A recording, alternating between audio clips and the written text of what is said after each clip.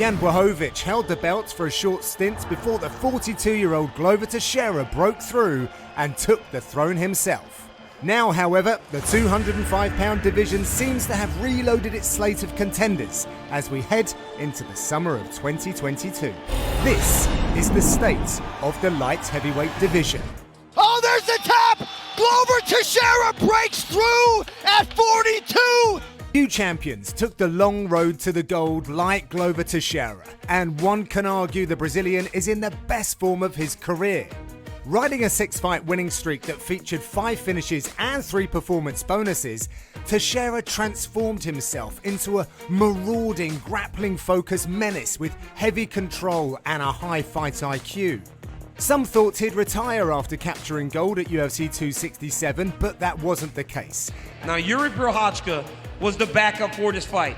Is that who you anticipate sharing the octagon with next? Man, whoever, but yeah, he's the next one. Come up here, buddy, you next. You know, I gotta take a couple months off. A victory lap, take a victory lap. I will. And now he welcomes an ominous presence from the Czech Republic in his first title defense. I mean, this man's been in their top flight competition, and he's coming here now to the UFC to take over. If Glover Teixeira took a roundabout path to the title, Yuri Prochazka came into the UFC on a rocket ship. Oh, there it is! Yuri Prochazka! Baby boy! Welcome to the big show!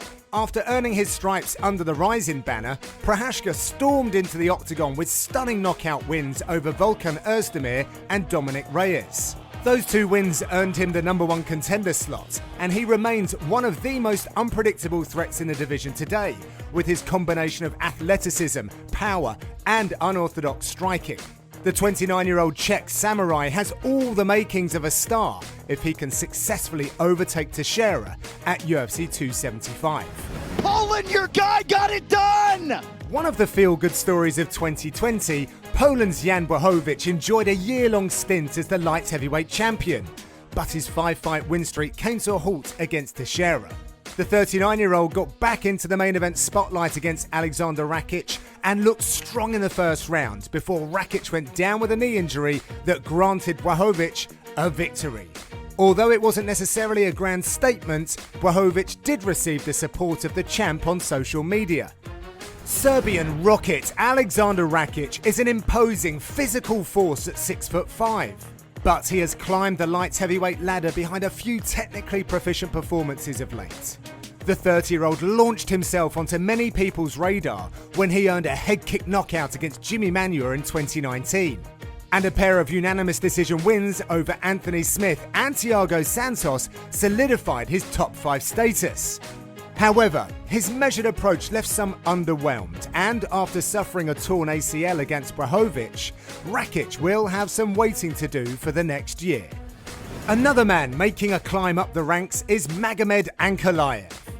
The 29-year-old Dagestani has made himself one of the sneaky, must-watch fighters at 205 pounds, with his knockout power and penchant for the finish. Ankalaev with style points tonight! Currently on an 8-fight win streak featuring 4 finishes, Ankalaev is also in search of a signature win to launch him into that elite echelon of the division. He looked clinical and sharp in his first main event against Thiago Santos, so another big-time fight is surely on the way. Anthony Smith knew he had work to do if he wanted to earn a second crack at the light heavyweight title. And so, he went on a streak of stopping up-and-comer after up-and-comer to solidify his spot in the top 5. With stoppage victories over Devin Clark, Jimmy Crute and Ryan Spann, Lionheart reminded everyone he is very much still in the mix. And after he beat Spann, Smith was fed up with being overlooked. I'm so sick of being shit on all over all the time. It's like, Anthony Smith sucks, he only beats old guys. Now they're not ranked high enough, you guys.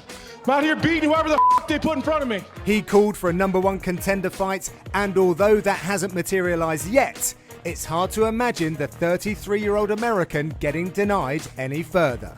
Although many of the young risers at 205 pounds have yet to break into the top 10, Jamal Hill is the freshest entry into the upper crust after his knockout win of Johnny Walker. Paul Craig is also carrying plenty of momentum built on a 6-fight